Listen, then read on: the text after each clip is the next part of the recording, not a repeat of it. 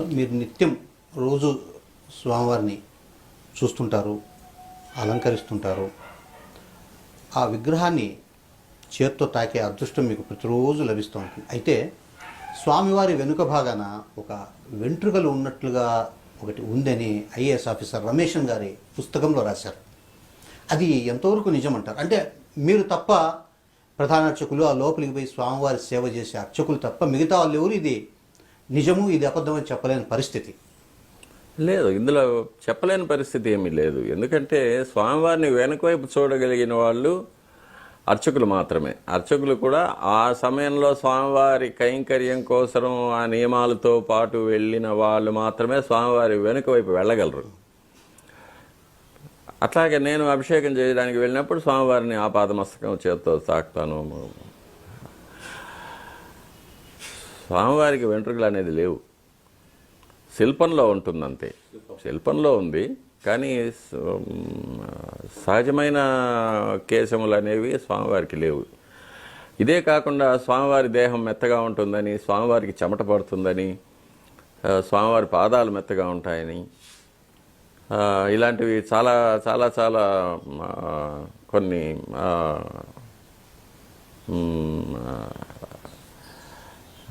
కొన్ని విషయాలు భక్తుల మధ్య చలిస్తూ ఉంటాయి. కానీ భక్తులు ఒక విషయం తెలుసుకోవాలి, స్వామివారి యొక్క రూపం అప్రాకృతం అంటారు.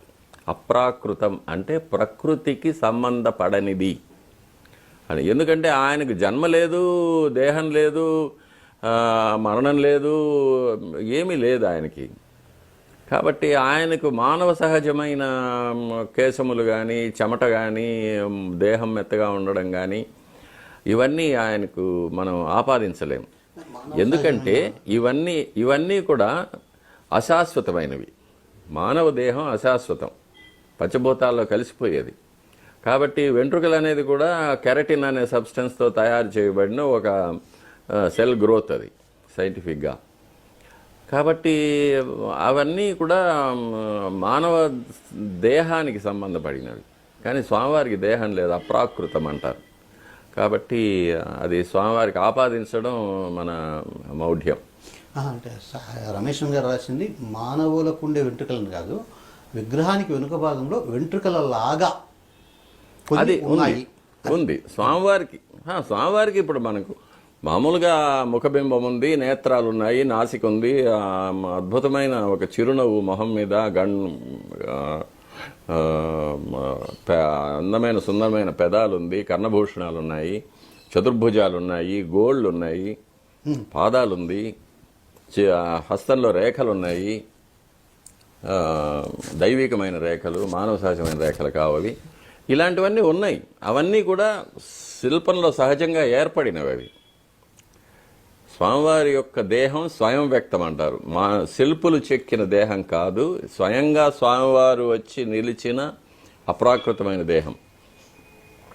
కాబట్టి అది ఆ స్వామివారి యొక్క మూలబింబం దేనితో తయారు చేసిందని కూడా మనకు తెలియదు, మనం చెప్పలేం. మామూలు శిలాబేరం లాంటిది కాదు అది. శిలాబేరమో, సుధాబేరమో, దారుబేరమో అట్లాంటివి కాదు.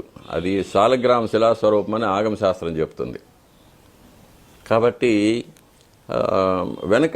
స్వామివారికి వెనుక వైపు, ముందరికన్నా వెనుక వైపు నుంచి స్వామివారు చాలా అందంగా ఉంటారు.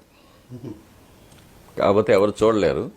స్వామివారికి వెనుక శిరశ్చక్రం ఉంటుంది. శిరశ్చక్రం కింద మెడ వరకు వంపులు తిరిగిన వెంట్రుకలు, చివరిగా ఉంగరాలు ఉంటాయి. ప్రళంబ యజ్ఞోపవీతం ఉంటుంది, కౌపీనం ఉంటుంది స్వామివారికి, మన కౌపీనం. తరువాత చేతిలో ఉన్న బాజీబందులు, మెడలో ఉన్న కంటె, చిన్న కంటె, పెద్ద కంటె, వీటన్నిటినీ కట్టిన పట్టు దారాల యొక్క కుచ్చులు కూడా ఉంటాయి స్వామివారికి. అంత చాలా అందంగా ఉంటారు స్వామివారు. వెనుక వైపు నుంచి ఆ చతుర్భుజాలు ఇంకా గంభీరంగా కనిపిస్తాయి, చాలా బాగుంటారు. స్వామివారికి శుక్రవారం మాత్రమే అభిషేకం చేయడం ఏమైనా ప్రత్యేకత ఏమన్నా స్వామి? వారంలో ఒకరోజు చేయాలి, అది శుక్రవారంగా చేస్తున్నాం. అంటే కొన్ని ఆలయాల్లో మంగళవారం చేస్తారు, సోమవారం చేస్తారు, శని, అంటే ఈ ఆలయానికి ప్రత్యేకంగా అంటే శుక్రవారం చేయడం వల్ల ప్రత్యేకత ఏముంది? ఆగమాల్లో శుక్రవారం చేయాలనే ఉందా, లేదు మామూలుగా మనము ఆలయ నిబంధనలు లేకుంటే మన సౌకర్యం కొద్దీ పూర్వకాలం నుంచి ఏమన్నా ఆ రకంగా ఏమన్నా ఫిక్స్ చేశారా? వారంలో ఒకరోజు స్వామివారికి అభిషేకం చేయాలి. అభిషేకం చేయాలంటే స్వామివారికి చాలా పెద్ద కార్యక్రమం. ఎందుకంటే స్వామివారు ధరించి ఉన్న తిరువాభరణాలన్నీ తీసేయాలి, పచ్చకర్పూర నామం తీసేయాలి, తర్వాత స్వామివారికి ఒళ్ళంతా పునుగు తైలకాపు చేయాలి, తర్వాత స్వామివారికి అభిషేకం చేయాలి. అభిషేకం చేసిన తర్వాత తిరిగి స్వామివారికి అలంకారం చేయాలి, తిరువాభరణాలన్నీ పెట్టాలి. ఇవంతా కూడా ఎక్కువ కాలం తీసుకునేది కాబట్టి వారంలో ఒకరోజు మాత్రం అభిషేకం పెట్టుకున్నాం. ఇందులో శుక్రవారం అనేది మహాలక్ష్మికి ప్రత్యేకమైనది. స్వామివారి వక్షస్థలంలో అమ్మవారు వ్యూహలక్ష్మి అనే ఒక ప్రత్యేకమైన రూపంలో ఉంటారు. అందుకే ఆయనకు శ్రీనివాసుడు అని పేరు. అందుకే స్వామివారికి ఇక్కడ అమ్మవారి విగ్రహం సపరేట్గా ఎక్కడా లేదు, సన్నది లేదు. స్వామివారిది ఏకబింబం, ఏకబేర అర్చన. ఇక్కడ స్వామివారికి పరివార దేవతలు వీళ్ళంతా కూడా తర్వాత ఏర్పడ్డారు, కానీ స్వామివారు మాత్రం ఎప్పుడు ఏకాంతంగా దుర్గమమైన అరణ్య ప్రాంతంలో ఎవ్వరికీ చేరరాని చోట స్వామివారు వెలిశారు. ఇంకా అది వేరే స్టోరీ ఉంది. కాబట్టి ఇట్లా స్వామివారికి చేసినప్పుడు అమ్మవారికి కూడా చేయాల్సి వస్తుంది. కాబట్టి అది శుక్రవారం నాడే స్వామివారికి కూడా చేస్తే లక్ష్మీప్రదంగా ఉంటుంది. అట్లాగే వక్షస్థలంలోని అమ్మవారికి కూడా పసుపుతో హరిద్రోదక స్నానం తిరుమంజనం చేసేస్తామంటే స్వామివారికి అమ్మవారికి ఇద్దరికి ఒకేసారి అభిషేకం అయిపోతుంది అనేది ఇది సౌకర్యం కోసం అది ఏర్పడింది. అది మహాలక్ష్మి కటాక్షం కోసం, అది భక్తులు కూడా దర్శనం చేసుకున్న వారందరికీ కూడా లక్ష్మీ కటాక్షం కలుగుతుందని. ఈ ప్రక్రియ అంతా అభిషేకం ప్రారంభించి పూర్తయ్యేంత వరకు ఎంత సమయం దాదాపు? అభిషేకం మాత్రం 1 గంట సేపు జరుగుతుంది. 4:30 నుంచి 5:30 వరకు జరుగుతుంది. తర్వాత నిజపాద దర్శనం. అభిషేకం తర్వాత ఒక 15 నిమిషాలు స్వామివారికి అలంకారం ఉంటుంది. స్వామివారి దివ్యమైన దేహానికి ఉన్న తడినంతా వత్తి తీసిన తర్వాత కొత్త పట్టు ధోవతి, పట్టు ఉత్తరీయం, శిరోవస్త్రం, తలకు శిరోవస్త్రం కట్టి స్వామివారికి నడుములో నాగాభరణం, వడ్డాణం, స్వర్ణయజ్ఞోపవీతం అంతా అలంకారం చేసి స్వామివారి ముఖబింబంలో పచ్చకర్పూర ధూళి, నీర్కాపు అని పల్సగా పూసిన తర్వాత స్వామివారికి వెన్న నైవేద్యం అవుతుంది. నవనీతం నైవేద్యం చేసిన తర్వాత పచ్చకర్పూరంతో హారతి చేస్తాం. దాని తర్వాత నిజపాద దర్శనం అయిపోయిన తర్వాత స్వామివారికి అలంకారం జరుగుతుంది. దీన్ని సమర్పణ అంటారు. ఇది తలుపులు వేసేసి చేస్తాం. సమర్పణ 1 గంట సేపు పడుతుంది. ఎందుకంటే స్వామివారికి ముందు తిరువణకాపు చేయాలి. దాదాపు ఒక 750 గ్రాముల పచ్చకర్పూరాన్ని ధూళిగా చేసి దాంతో అట్లా డ్రై పౌడర్ స్వామివారి ముఖబింబంలో వేస్తే అది నామంలాగా అంటుకుంటుంది. దాన్ని సరిగ్గా షేప్ చేసిన తర్వాత మధ్యలో కస్తూరి తిలకం, అది మధ్య నల్లగా వేణుపత్రాకృతి అంటే వెదురు ఆకు షేప్లో చేస్తారు. దాన్ని చేసిన తర్వాత స్వామివారి ముఖానికి పునుగు తైలం లేపనం చేస్తే ఈ దీపాల కాంతికి అది తల మెరుస్తూ బుగ్గలంతా ఇదిగా కనిపిస్తూ ఉంటుంది, నవ్వినట్టుగా. తర్వాత స్వామివారికి వస్త్రాలు సమర్పణ చేసి తిరువాభరణాలు సమర్పణ చేస్తాం. తిరువాభరణాలు సమర్పణ చేసేటప్పుడు ఒక పర్టికులర్ ఆర్డర్ ఉంటుంది. ఫస్ట్ నడుములో సాదా వడ్డాణం, తర్వాత నాగాభరణం వడ్డాణం, తర్వాత గంటలు మొలతాడు అనే దశావతార వడ్డాణం, తర్వాత సూర్యకఠారి, అందెలు, పాగడాలు కట్టిన తర్వాత మళ్ళీ సాలగ్రామ వస్త్రం, కటారి వస్త్రం, ఉత్తరీయం. దాని తర్వాత మళ్ళీ చిన్న గంటె, పెద్ద గంటె, పులిగోరు పథకం, యజ్ఞోపవీతం, గోపు, అష్టోత్తరహారం, లక్ష్మీహారం, చతుర్భుజ లక్ష్మీహారం, తులసిహారం, సాలగ్రామ హారాలు, అంతకుముందే కర్ణపత్రాలు, శంఖచక్రాల కవచాలు, కటిహస్తం, వైకుంఠహస్తం, నాగాభరణాలు ఇవన్నీ సమర్పణ చేసిన తర్వాత చివరిగా కిరీటం సమర్పణ చేయడం జరుగుతుంది. కిరీటం సమర్పణ చేసిన తర్వాత స్వామివారికి బంగారు పాదాలు పెట్టిన తర్వాత స్వామివారి వక్షస్థలంలో పైకి లోపల వ్యూహలక్ష్మి ఉండిపోతుంది. బంగారుతో చేసిన అమ్మవారి పథకం ఒకటి ఉంటుంది, పెద్ద పథకం. ఆ అమ్మవారి పథకానికి మళ్ళీ అభిషేకం చేస్తాం. అభిషేకం చేసి కొత్త పట్టు వస్త్రం కట్టి స్వామివారి మెడలో అలంకరించిన తర్వాత స్వామివారికి మళ్ళీ అప్పుడు నవనీతం ఆరగింపు చేసి కర్పూర హారతి చేస్తాం. తర్వాత ఇంకా తోమాల సేవ తర్వాత అర్చన, తర్వాత నైవేద్యం, శాతముర అవన్నీ జరుగుతాయి. ఇవి శుక్రవారం నాడు జరిగే కైంకర్యాలు. ఇవి అలంకారం 1 గంట సేపు పడుతుంది. స్వామివారికి లెక్కలేని ఆభరణాలు ఉన్నాయి. ఏ వారము ఏ అలంకరణ చేయాలా, ఏ హారాలు పెట్టాలా, ఏ కిరీటం పెట్టాలా అంటే అది మీరు నిర్ణయిస్తారా? అది ఎట్లా సిస్టమ్ ఎట్లా? అది మనం నిర్ణయించేది కాదు, స్వామివారి యొక్క కార్యక్రమాలు నిర్ణయిస్తాయి. ఇప్పుడు ఈరోజు శుక్రవారం, రేపు వచ్చే వారం శుక్రవారం వరకు గుడిలో ఎటువంటి విశేషాలు లేవు. కాబట్టి ఈరోజు మేమేం చేసాము, స్వామివారికి మామూలు బంగారు ఆభరణాలే, ఆకాశరాజ కిరీటము, మామూలు బంగారు శంఖచక్రాలు, కటిహస్తం, వైకుంఠహస్తం ఇవి పెట్టాము. సపోజ్ ఏదైనా ఒక ఆస్థానం పోయిన వారం తీసుకున్నాం. పోయిన వారం తీసుకుంటే పంచమి తీర్థం ఉండింది.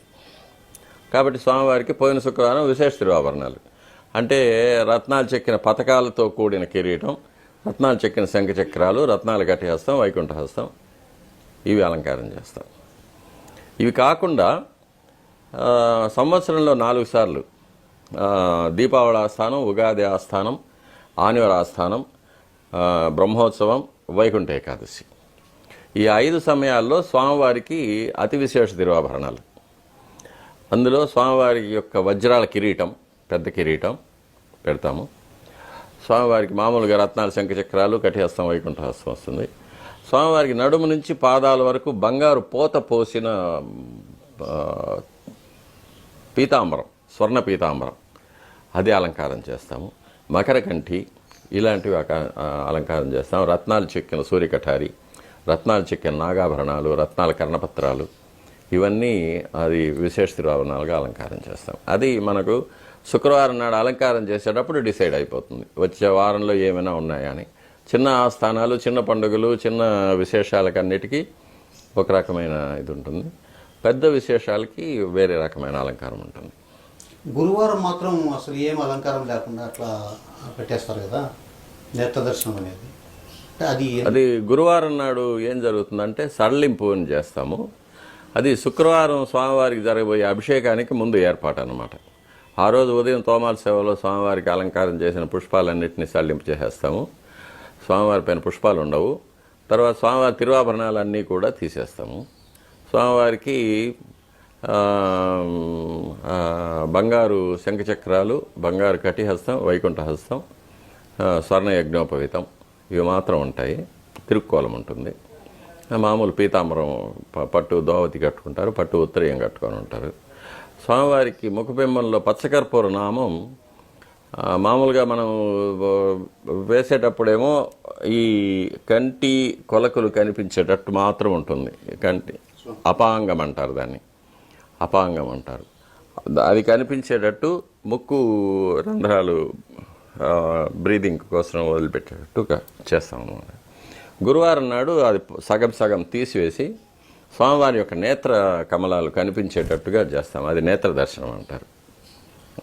గురువారం రోజు స్వామి చాలా శక్తివంతంగా కనపడిస్తాడు. ఏదైనా కోరికలు కోరుకుంటే వెంటనే తీరుతాయని చాలామంది నేత్ర దర్శనానికి చాలా ప్రాధాన్యత ఇస్తుంటారు. అంటే దీంట్లో ఎంతవరకు నిజం ఉందంటారు? స్వామివారు ఎప్పుడూ శక్తివంతంగానే ఉంటారు, ఎప్పుడూ కోరికలు తీరుస్తూనే ఉంటారు. కాకపోతే మనకు స్వామివారి నేత్రాలను దర్శించడం మన అదృష్టం అంతే. అది మామూలుగా గురువారాన్ని మనం తెలుగు వాళ్ళం లక్ష్మీవారం అంటూ ఉంటాము. కాబట్టి లక్ష్మీవారంలో స్వామివారి యొక్క కంటి చూపు మన పైన పడితే మనకు ఐశ్వర్యాలు కలుగుతాయి అనేది ఒక నమ్మకం.